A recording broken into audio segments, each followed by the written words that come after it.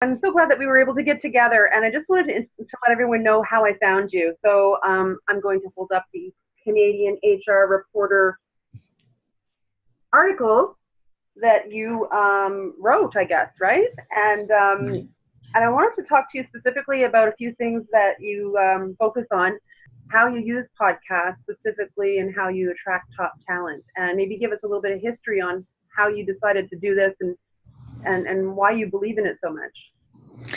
Yeah, so it all started with, going back to who do we want, as an organization. Um, if we're not clear ourselves, all the buzzwords that we use in talent acquisition or HR, for example, war for talent, what does even that mean, right? What type of talent you're looking for? So is that, A talent? Is that B talent? Is that C talent, right? What type of talent? So we are not clear. We go to the marketplace. It's like, okay, I'm trying to find the ideal candidate for, my hiring manager. But what type of ideal candidate? Whoever's actually applies, or you are going to go after who you want. Right. So all our processes that we have right now in talent acquisition is geared towards, we're going to put up our job and then see whoever applies. That's a very passive way of recruiting. You have literally no control whatsoever. Leadership is all about first knowing, if there's a problem, right? Most often in talent acquisition, we don't think there is a problem. And that is the problem. The world we live in is very complex right now, including the problems. And it's very difficult to solve the current problems if we're coming from just one direction or using just one lens. We're talking about two people first. That's what we need to understand. The right person that we're trying to attract and the hiring manager. So then I started thinking the only difference from the get-go that we have in talent acquisition is the hiring manager. Because the hiring manager that you have, Lisa, I can never ever offer your hiring manager to the same candidates we're going after because it's yours. More important is that I get to know who the leader is, whether I'm going to gel with that leader. Mm-hmm. If not, nothing else matters. Right. What is your leadership philosophy, right? How you like to lead people. So that way, then this candidate, even before spending 1 second on their application, mm-hmm. they know that, okay, you know what? That's great. I connect with your vision. And I think I'm going to gel well with your leadership style. You see? Mm-hmm. So we do that match even before this person puts in an application. What is your leadership style on the podcast? Okay. Right? And that podcast, again, we embed it onto the job posting. Right.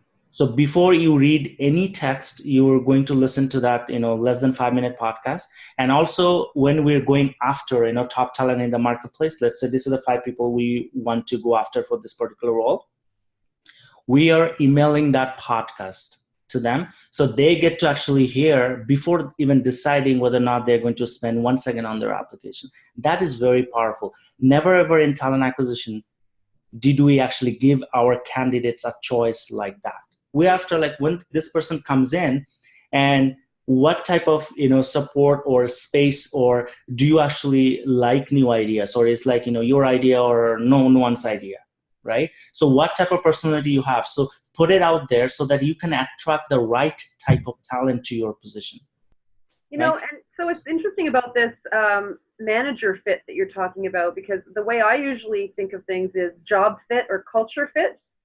And now you're bringing a third option into the mix, and you're really making me think. So you have a great culture and all that, but end of the day, what is the holy grail? Like if this person doesn't fit with this other person, right? It's so critical for anyone's career. Like even if you want to move up, like there has to be a common understanding between the new hire and the hiring manager. Because if it's not, it doesn't matter whatever you do. Also, this person's not going to appreciate anything that you do. Do you have top talent on your team? Good question. I'm very passionate about what is that new recruiting model. So the current recruiting model that we have, it's done. That's why I call it, if you go to my LinkedIn profile, I say I love, revamping 1990s recruiting model. That's right. It's over. It's over. This whole, recruiter role specific, and then sourcing, and then you got another person looking after your job postings, and then, posting jobs here and there. That is done. So what does 2018 look like? What type of organization do you want to build? And that CEO say, you know what?